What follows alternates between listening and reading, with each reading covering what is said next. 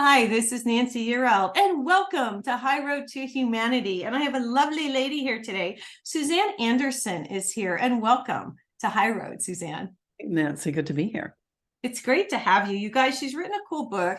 This is interesting. You Make Your Path by Walking. I like the title, by the way. Good. And this is a transformational field guide through trauma and loss. So a lot of us have been through trauma and loss, but let me just kind of give you an idea of what we're going to be talking about today. So sit back and relax. When her beloved husband took his life, and with it, her life as she knew it, Suzanne Anderson faced a choice. Would she be broken down and defeated, or broken open and transformed? So this is part memoir and part guidebook. You Make Your Own Path by Walking accompanies you guys, on your own journey through the barren landscape of trauma and grief, offering comfort, guidance, and inspiration to make meaning out of loss. And a lot of people have dealt with loss, especially with the COVID. And so this is coming at a good time. Let me give you a little information about Suzanne. She is the founder of The Mysterial Woman. She's a psychologist, author, coach, leadership consultant, and transformational teacher. Her pioneer work in guiding others to awaken their full feminine and masculine strengths combines insights and practices from ancient wisdom, depth psychology, and modern neuroscience. She has dedicated the past 30 years to decoding an embodied, integral, and accelerated archeopath, easy for me to say, pathway to unlock the next level of our innate potential. And this is cool because she's bringing together the masculine and the feminine, which I'll say before we get going on your story. I've always felt like, there's always been such an imbalance, and it should be equal. And I love that you do this, because it should be masculine, feminine, totally equal, not this way or this way. I think it used to be feminine, and then it went to the masculine, and now it's coming back. So with that, I will let you tell your story, Suzanne. You had a January 3rd, 2013, your husband took his life. God bless. Right. Well, maybe I'll just start, since you laid out a little bit of my background, just to set the scene of what happened, because it was so complete, you could say, the shattering of my identity, my life as it was, when my husband took his life. So I'd done 10 years of research working with hundreds of women in our leadership programs, and we had discovered, or let's say decoded, a pathway to awakening the next level of potential that I think is sort of an evolutionary unfolding for women. You spoke a little bit to that. I would say, excuse me, the feminine and masculine within, or yin and yang, and we think of the beautiful yin and yang symbol that we know, the light and dark. I think we have been in a very 5,000 years, actually, my first book goes into this, 5,000 years inside a more yang or masculine worldview. Right. And as you referenced, the cycle before that was it was a more feminine, you could say, based, clan-based worldview. Mm-hmm. And now we are in an evolutionary move because of the complexity of the times. We simply need access to both. That's always how we grow and develop. We basically, Einstein said we can't solve the problems of today with the consciousness that created them yesterday. Right. So we have to grow the consciousness. All right. So that's what I was figuring out, was what's a way to help women really wake up to more of who they are, and then take their place as leaders today. The manuscript was written with my co-author, and we were about to run a new program that we had put on hold while we were writing our book, The Way of the Mysterial Woman, Upgrading How You Live, Love, and Lead. And as you said, I came home to find my husband dead, and by suicide. So it's almost like, okay. No, I just want to ask you, I just want to say something real quickly here, because I wanted to let the audience know, because I read a lot of what happened. You had no idea that he was even And like he had talked about it one time, like years ago, but you had no idea that he would do this. Well, there were so many factors that would not have it be something he would do. This is often the case of those who die by suicide, is that there's a real compartmentalization of the self that is presented to the outer world and the self that is really suffering deeply and not able to stay any longer in the world and making a plan to leave. And that was very much David. He was not in a big depression. He had gotten tinnitus, ringing in the ears, about 3 months earlier, which can really drive people to feel like I cannot live in this life, because there's no known right now solution for that. I didn't know anything about tinnitus. I had no idea. So this was a new thing for me, you know, a educational thing for me, because I had no idea. But let me rewind also a little bit. You had a wonderful marriage.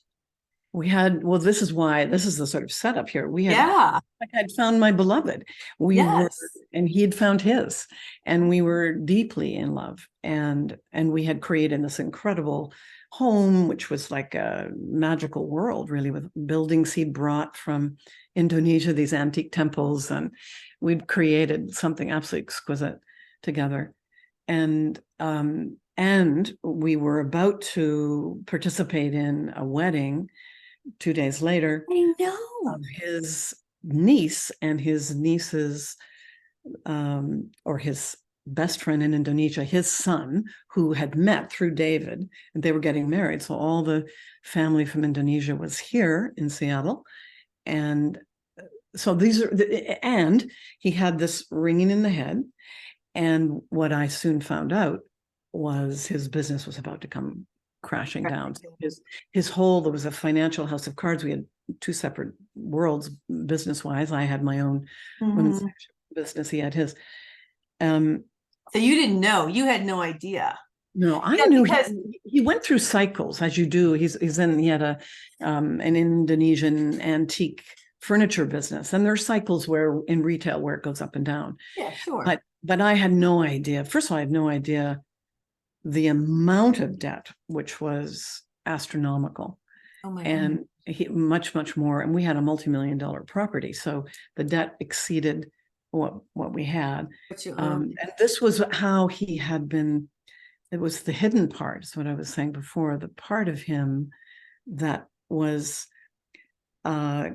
creating these incredible things, including our property, but also he was restoring this amazing home in Bali or in Java.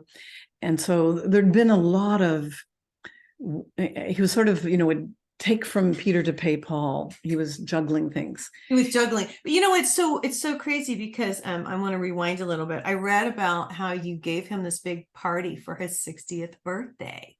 And what a fabulous party it was. And, and how he was meditating. I just need to get this out. So, I don't want to give the whole book away, you guys, but it's a really good book. And he was meditating and coming down and telling you in the morning, hey, this is the best day of my life. So it's this is exactly it, Nancy. It was I was like, what represents just so we can give people listening a sense of the way in which the reality of his dying, of his taking himself out of this world, was so out of relationship to what those of us that were left behind were experiencing. The shock of it was profound for everybody. Yeah. I was wondering, because the wedding, they decided to go ahead and have the wedding, even though he did commit suicide right before. But it seemed like, or I just want to ask you this question, with all of his family there, and was that more comforting to have all those people, or was it harder for you? Yeah, well, it was hard for me also, as I write a bit about in the book. How do I participate in this? Can I participate in this? Am I an asset, or am I reminding everybody of the horror? Where do I fit in this new reality? Now, they were incredible. His sister Pam was amazing, and the bride, and her husband to be, they were all so incredibly welcoming of me. But it was, and we were making our way literally by walking. It was one day at a time. And for me, it was really figuring out, what can I do? Where can I be there? Can I be present? And as it turned out, I could be present. I felt I could, and I was. And I think it was really important for those that were getting married. But all of those, in a way, there was this, it's surreal in a sense, the forces of, you could say, union, the white, the bride in white, right? The innocence of the bride in white, and then the horror of death, and the horror of the way this death occurred, and that loss, and this commingling of these, the life that is left, what's left, and what is just arising, like the new life that is coming. And so it took a lot to hold that. And I would say that, I was able to hold that. His family was able to hold that. And help you. Can I ask you something? I just curious. Were you angry? Because I would be angry.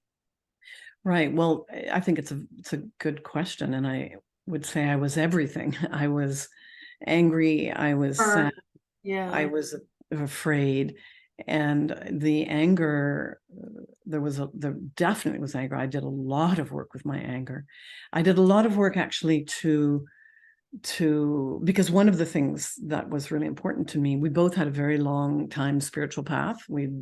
He had a lot of experience with contact with other realms, as I know you do, and wasn't afraid of death, wasn't afraid, and knew he had free will, as I believe too, to leave when he wanted to leave. But I do feel there was a kind of spiritual bypass in his choice here to leave this way. In other words, either a lot was going to happen in his world and it was going to come crashing down. Well, it was our world too. And he didn't have, and I know from what he wrote to me that he didn't have the capacity to stay and be with that. And so I would call that a spiritual bypass, where you kind of go, I'll just leave. But for me, the choice was, I would be down and in. I would go through this 100%, and this is part of the work I teach women. I would be with my emotional body, and so I really worked with my anger so that I could get to the place, if I would get there, which I did, of forgiveness. Like, it wouldn't be, well, I'd understand he just needed to leave, and I forgive you, and may you go with God. It's not that easy, is it? No. Well, I have to say, I give you credit. I mean, I want to say that it's interesting how God works, because all I kept thinking of as I was reading your book, and do you have a copy of your book there so you can hold it up and show the audience? Look at this. You make your path by walking. It's really good. It's really interesting. We're going to get into more of it, what she writes in the beginning of the chapters, but I want to get this thought out. As I was going through your book, I thought to myself, now, isn't it interesting how the universe works? You can say however you want, that you learned all these steps and we're teaching them to other people. And then here you are, you went through your own steps. Right. Well, this is the way the universe works. And this is probably the most curious thing about it. I've never been able to call it a gift, because I wouldn't call it a gift. It was such a brutal shattering, but I would call it an offering. And my capacity, I think, or the invitation of the situation was to keep being present for what was, like, what is actually happening here. Because, if there's one thing I really hope that people can receive from this book, it is that when life deals you one of these really harsh cards, you could say, it doesn't have to be an all shattering of everything, as it was for me, of your life. It could be the end of a relationship and a really difficult divorce. It could be when a child leaves home and you're on your own. It could be the end of people don't think about that, because it's true. I want to stop you a second, because the kids leave and a lot of people are wrapped up in their kids, and they live through their kids, and then their kids are gone. And it's even happened to me. I really didn't live through my kids, but they're living their own life now. And that's like a traumatic thing for people to deal with, isn't it? Well, it is. And it's actually understandable. It's the end of it, but we don't have very many good rituals in our culture today to honor to deal with it. Changes, because Yeah. there is a big change that happens. So Yeah. any of these losses, you could say, a loss of a way you saw yourself, maybe health, maybe, you all of a sudden an illness has come in, and so you saw yourself a certain way and you don't have that anymore. So whatever it is, where the status quo is shattered, those moments have the potential, as hard as they are, and as much as we do not want them, to be an offering that can grow you into the next version of yourself, which could be, the way I write it is that the breaking open can lead to a breaking through to more of who you are. And that has everything to do with how you walk through the situation. Well, what is something that you would tell somebody who's just gone through a trauma or loss to help them? Yeah. Well, the first thing, without question, the first thing is to be gentle with yourself, the self-compassion. When life deals you one of those cards, and often we feel, well, for example, let's talk about suicide. With suicide, there's a lot of shame, or a loss of a loved one. There may be shame after a couple of months, like, why am I still grieving? Why is this so hard for me? Like, to be really gentle with yourself. You're going through, when I sometimes think about these things as an initiation. It's like there's an initiation happening. That's the potential of one of these life-changing events. But we don't know, we don't have rites of passage for initiation. So here at the center of the initiation, the first thing I'd say is be gentle. And then because it's hard for you because you're left. You're the person that's left. I had another lady on the show as you're talking. I'm thinking about this, and her husband unfortunately committed suicide. And people from his work would come and ask her, "Were you having an affair?" And we're like asking her, like she felt like they were putting the blame, like some kind of blame on her. Did you feel like that too? Like, did you feel like you were the one, like, didn't you know, or didn't you see, or did you have that too? Certainly, I think everybody, someone in our survivor situation, you will get that in different ways. But I just will wondered if you'd address it. But for me, that was everything, as I wrote about in the book, not going into taking that shame on. And it's so important. This was not my suicide. I did not cause this suicide. David did do this, and I'm left with it. So it was very important for me not to be sticky. In other words, not to be where if there were those projections, right? I'm not taking them on. People have a right to think whatever they want to think, but that's not my reality. And that was not, and that was really important for me. And I would say for anybody going through a situation like that, where you claim the ground of it's going to be hard enough as a survivor. You don't need to take on also the perpetrator. That was really well said. Thank you for expressing that to the audience.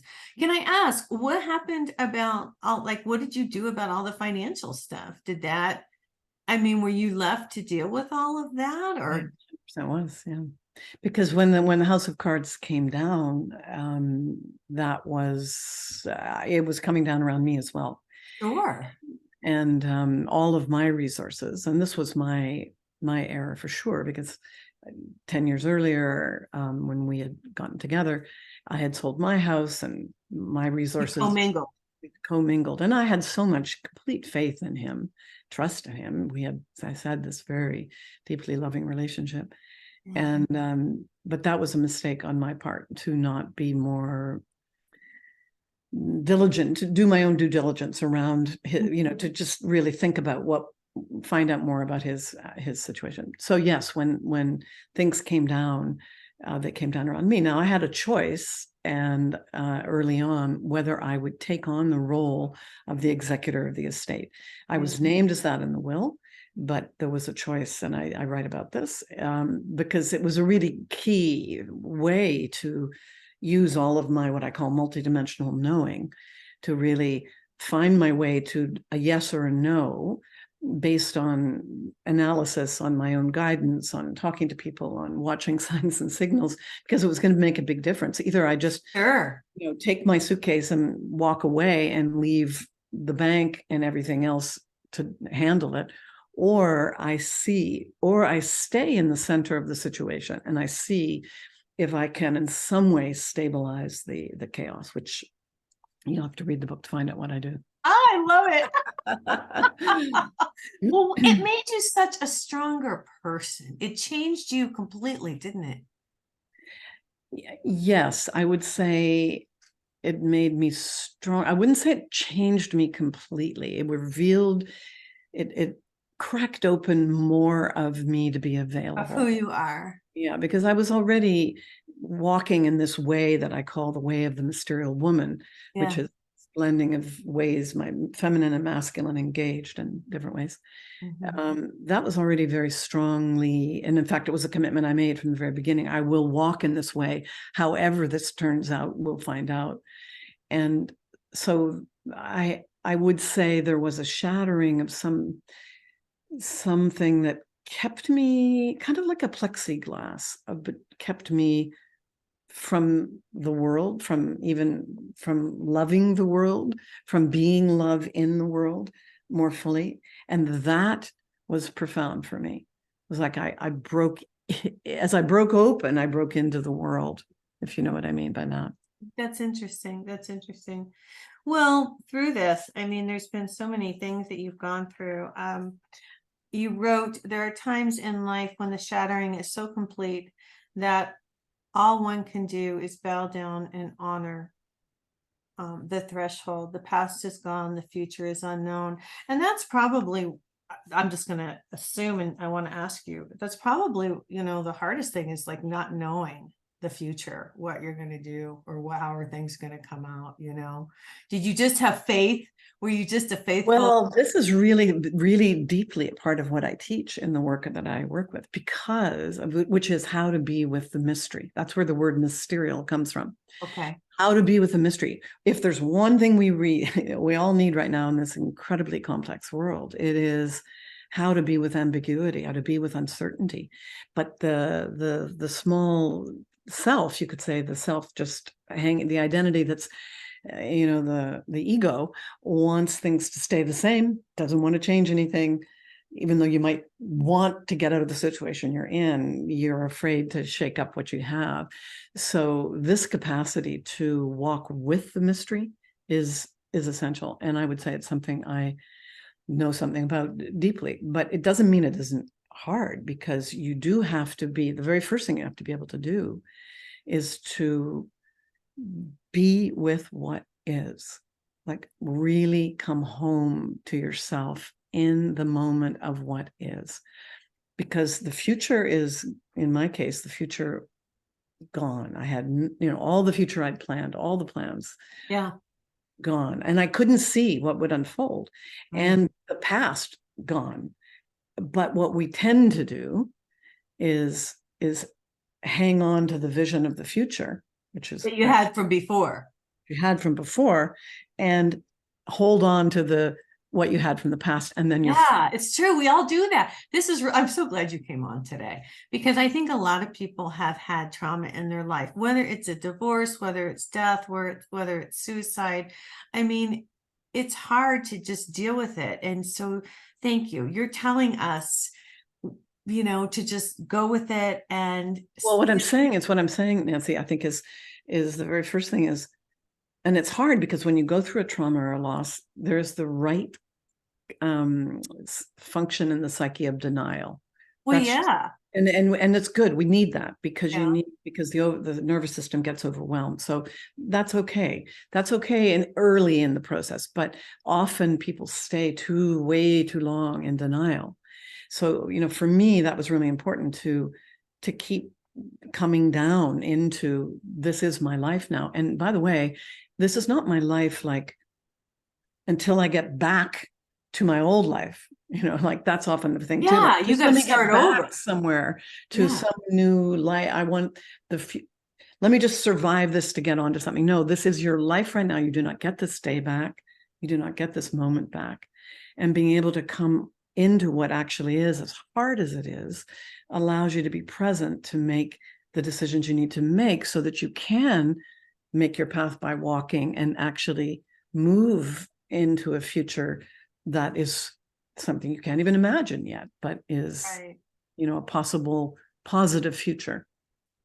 Something that I read in your book, and it hit home with me. And I have Graves' disease, thyroid. And when I went through my divorce, my thyroid, I didn't even realize it. I was so heartbroken. I had lost so much weight and I didn't even realize how bad my thyroid was affected. And you had something similar where your thyroid, because you're like caught up in everything else and you don't even realize your health is like out of whack because your body is like trauma. There's trauma. Can you address that a little? Right.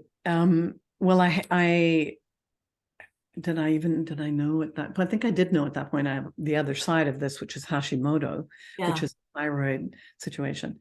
And what it would, the way it manifested for me was a lump in my throat. Kind of like this. You had a goiter. And it wasn't a goiter. No, it wasn't actually that. Never got that far, but Okay. that it was just a discomfort. Let me just say, Okay. I didn't know it was there. But I think I had my thyroid pretty much. I by the time this all happened, I believe I had dealt with that. But you do, the point is you have to keep coming into this is the self-compassion part, seeing Yeah. how am I doing right now? I wasn't sleeping, that's for sure. Right. And so that choice, of how am I going to get to sleep? And that was a kind of an interesting process because I was all natural. I still am. I don't do a lot of medicine, of pharmaceuticals if Right. that's not I'm with my you. orientation.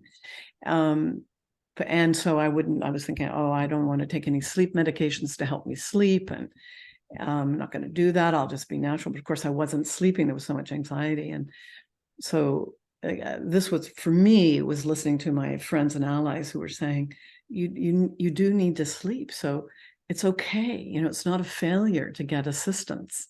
Right. And especially given all the things I had to figure out during the day to really take care of myself. And so I did get a sleep aid for a number of months, and that was enormously helpful because then I could show up in the day for what I had to show up for. So, keeping connected to what our body needs is really critical. Well, yeah, because I just can speak for myself when I went through the trauma, didn't even realize it. I didn't even think, oh, I've lost all this weight because your emotions, are all tied. Totally. Energy. We're made of energy. It's all energetic. So when you have a trauma like this, it affects people physically. It just does. Yes, it's true. So I mean, that's why I brought it up. And the sleep thing, yeah, I'm glad you got something because I'm like you. I don't like to take anything, but it helped you get through it. Right. And sleep is everything. So if anyone listening is going through a really, really tough loss right now, and the night is just full of anxiety, then, get the help you need to sleep, because we just know this from neuroscience. You just won't have the cognitive function that you need to be able to handle what you're going to have to handle. Right. I want to ask you about your faith. Were you always a spiritual person? Do you consider yourself religious? I know that you did talk about the ministers helping at one point in the book at the wedding, after the suicide. Can you talk about that? I mean, was your faith, did you question things like that, Yeah, I would not call myself religious, but I would call myself spiritual, and I would say that's been the case since I was very young. And my first, I would say, spiritual experience was when I was 17, where I had no religious context at all. My family had no religion. I used to write Unitarian because that's what they told me to write, which is some kind of version of I don't know what. Yeah, actually. The Unity Church, yeah. I don't even think it's the Unity. I don't know if it's Unity Church. It was in Canada, and I'm not sure if it. That's right. You're Canadian. Okay, well, we have the Unity Church here. Right. We talk about Mother God and Father God. Yeah. Yeah. Well, it wasn't that. I don't even know what it was, honestly, because I didn't go. I don't know what it was, but it was just a thing that I wrote. I was told to write it on my school papers. I love it. Yeah, but I was having experiences that were kind of otherworldly, and I had no context for them. I was very, there was a real schism between the me that was in very, academic and an athlete and, in the world, doing that world. And then the me that was feeling one with things, with animals, with birds, with the ocean, with these sort of experiences of union or yeah. And I actually was a little worried that there was something wrong with me. No, I was going crazy or something, because I had no context. I didn't talk about it. And then one day when I was 17, my neighbor gave me this little book called On Having No Head by Douglas Harding. And he was one of the early, in the more Zen traditions, a non-dual Zen teacher, like Alan Watts, that name some people might know. And well, I thought, okay, and I read this book and it was like, oh my God, somebody's writing about my experience. And like, there's only one person on the planet who thinks like this, because I didn't know there was a great movement of people that were on a spiritual path, not a religious path, let's say. Right. Yeah. And so I was determined to meet him and go and find him, because this like, which I ended up doing a year later. I went to his community in England. He lived in England. And that was cool. the beginning for me. And then that led to many other transcendental meditation. And, there were many, many things on my spiritual path, which I would say has been a deep part of my experience for many, many years. So I have a faith not in a dogma or a system, but in knowing that I'm part of a very beautiful, friendly universe. Nice. And that's just so there's a deep faith in that. Yes. I love that. I love that. That's really nice. So I have to ask the question, you do meditate. Has he been around? Has he contacted you? He did contact me early. Well, not early, actually, relatively speaking, but I was hoping through meditation and through dreams that he would contact me. And I wasn't getting anything. I went to various psychics and people who work with other beings on the other side. And initially, I write some of that in the book. Initially they were, he's not ready yet, and and then but then that must have been frustrating for you. Super frustrating. Oh gosh. Although, I'm sorry, I just have to say that. Sort of powerful at the same time, and I'll leave that story for the book as well, because it was kind of a wake-up call, one of them. But when I went to Italy, so almost like maybe 9 months after he had died, he came to me in a dream. And I was on a bike trip, just trying to get away from my world with my brother and his wife. And I was exhausted after a day of biking. And it was absolutely, I felt him coming to, whether it was he ready then. They do say, from what I understand, that when crossing over can take a number of months anyway. I mean, it's not really time in our time, but when it's a suicide, it can be a little longer process. So who knows exactly, but I do feel he really came to me, and it was a very powerful dream, and I did feel his remorse, and I really did feel him communicate with me. And then he came, and then I found somebody who I do feel he came through. So then I worked with someone who channels others, and I felt I have had conversations with him. Okay. And you feel more at peace, I would imagine, at this point. Yes, so definitely. Yes. Well, that is, this is 10 years ago now, so it's been quite a journey. There were various times where I would sense him coming in, or there'd be a sort of synchronous sign where I'd feel he was around. And other times not so much. When the book was coming out, it's just been out a couple of weeks now. Yeah. So June 13th, by the way. Yes. Yeah, June 13th. I guess that's almost a month, actually. Yeah. Congratulations. Yeah. But when it came out, I did feel, well, how could I say it? In one meditation, I felt his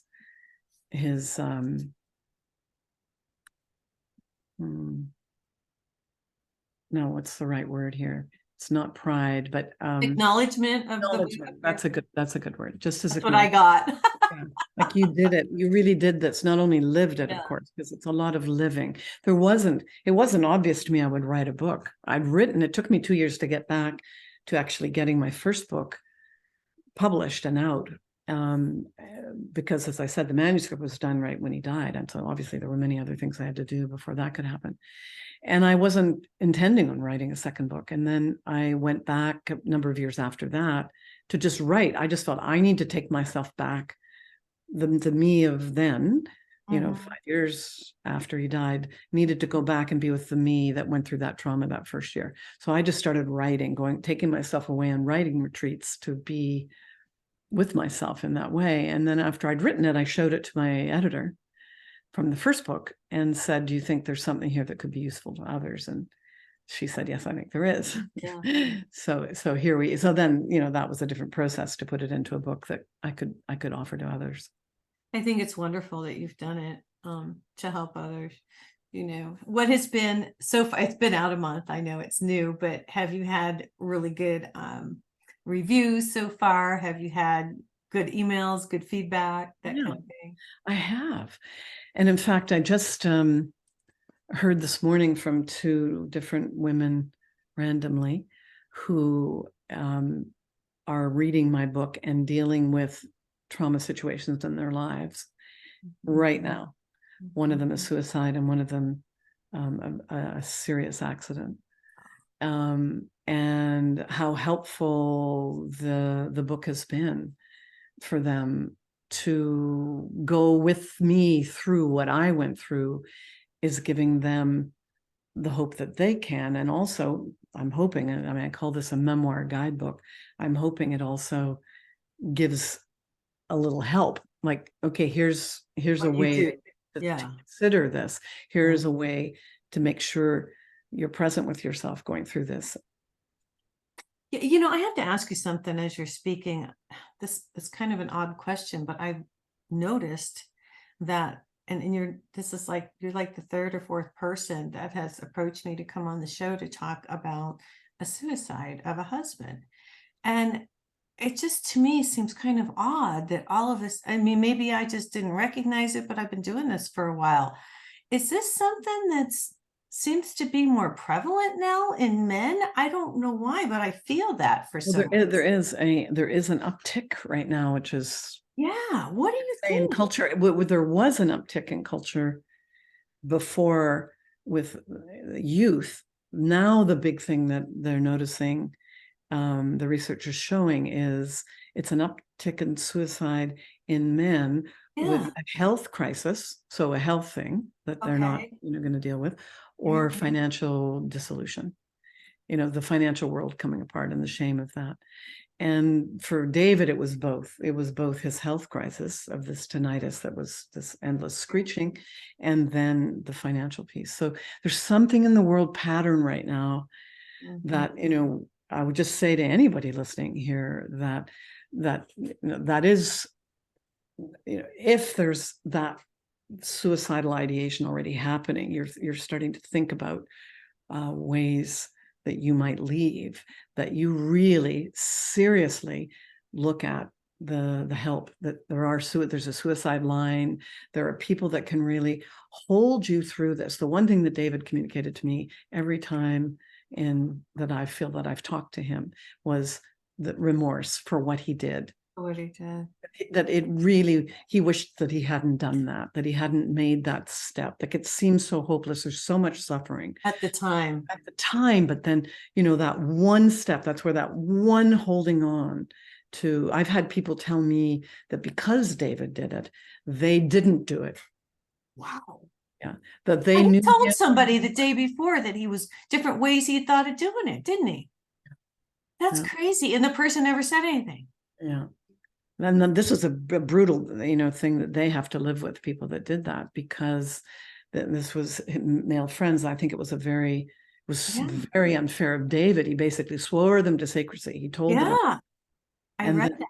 Swore them to secrecy to not tell their wives or me that he'd been considering it. But he was sort of sharing it with him like it was past tense, like, this was what I was thinking, but I'm not thinking it anymore. And they didn't really know how to think about it. And so it's something that's happening in the world pattern right now, and we really have to be aware for it. Be aware, totally.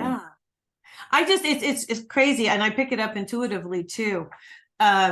And I don't, yeah, it's the change of what's happening right now. I think I'll just say this, I'll give you my intuitive 2 cents. I feel like men feel like they're losing their masculinity or like their control as the women start to rise a little bit. It's always been so flipped, and now it's going to be more equal. It's really, and I think it's almost like a loss. Like I feel like they're lost. Like, I how do 100%. I think the men are absolutely lost right now. yeah. It's a very, very confusing time because we've had this patriarchal pattern for over 5,000 years now, and that it is ending actually. And you see, and we always see this at the end of one phase, the shadow kicking up. We see it here in the United States, the shadow masculine kicking up in a certain way, and that sort of hanging on for dear life. So you can imagine That's about the truth. yeah. Sorry. And if you imagine if your identity, it's heartbreaking in a certain way because there's very little initiation or rite of passage for men to go through this time right now. Like their health, if it's a health crisis, then my sort of buff way of being in the world, my macho man isn't up to that. Or if it's a financial falling apart of what I've known, my ego way of being someone because of what I can do and produce in the world is gone. And this is the invitation, of course, is to wake up to something deeper trying to happen here that does relate to your heart, that you aren't all of what you do and how you look, that there's a deeper soul there.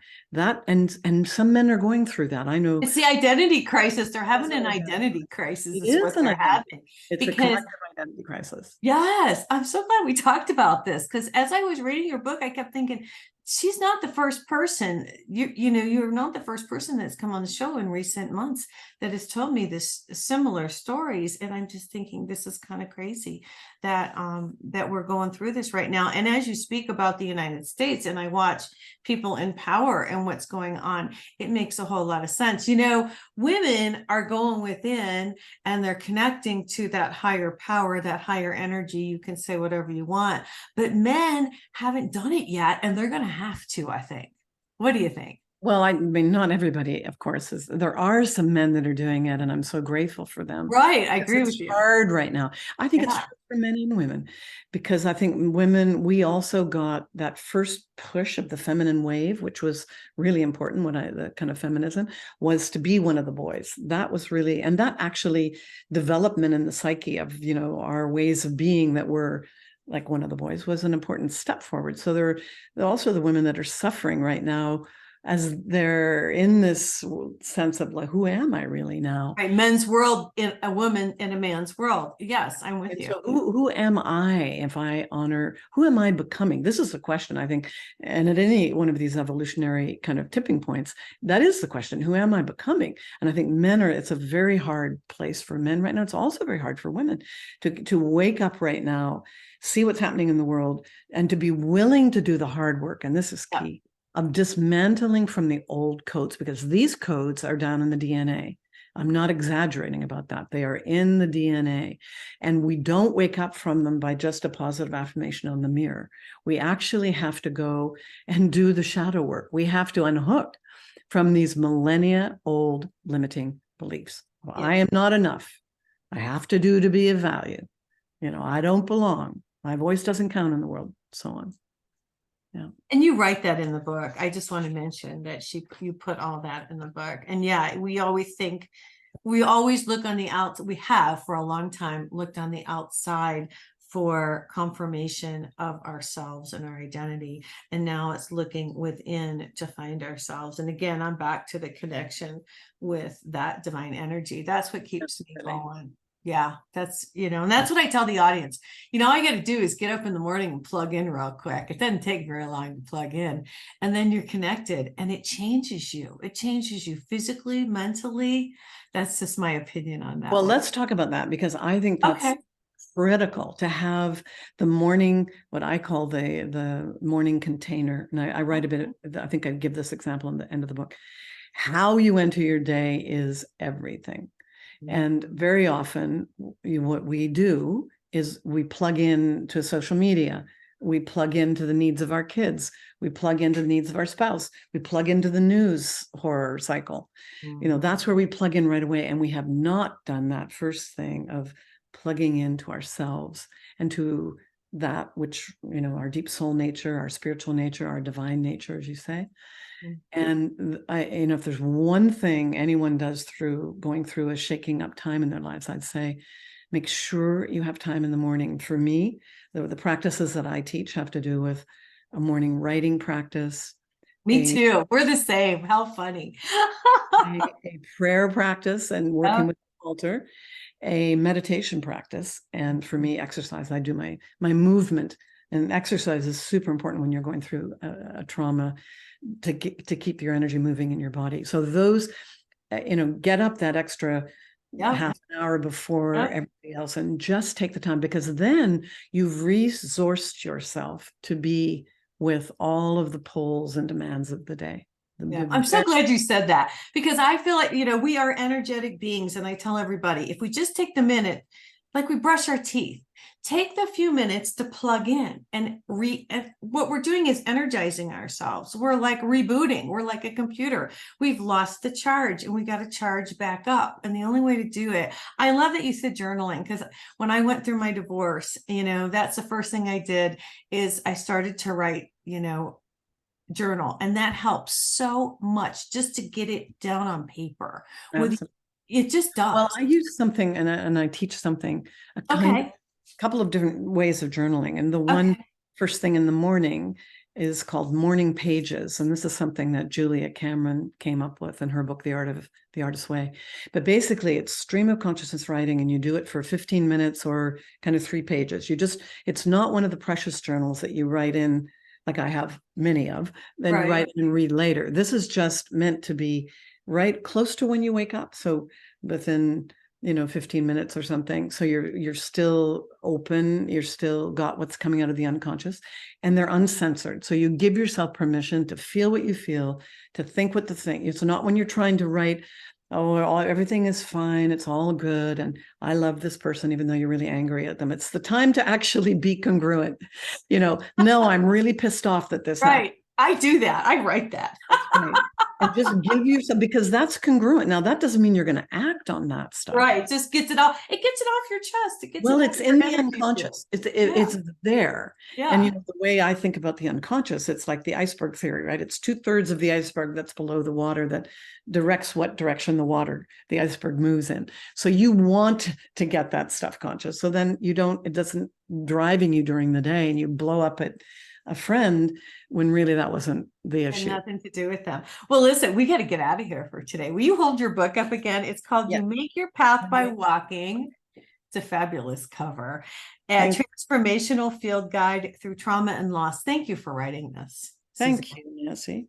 This is really, going to help a lot of people. You guys, you got to pick up her book. You want to leave us with anything before we get out of here for today? Well, you can find the book everywhere. I think I love it if you go to your local bookstore and have them order it, because I love supporting our remaining local bookstores. And then come see me at my website, which is mysterialwoman.com, mysterial woman.com. Sign up on my website, sort of join, find out. I'll be doing a program in the fall based on this book, You Make Your Path by Walking. Fabulous. So come and stay tuned, right? Stay tuned. I love it. Thanks for joining us today. Nancy. All right, you guys, if you want an angel reading, go to my website, nancyurl.com. I am doing some public speaking. So if you would like for me to come and speak at your event, go ahead and contact me. You can email me or go to my website. You guys, this is High Road to Humanity. I want everybody to have a fabulous week, and God bless.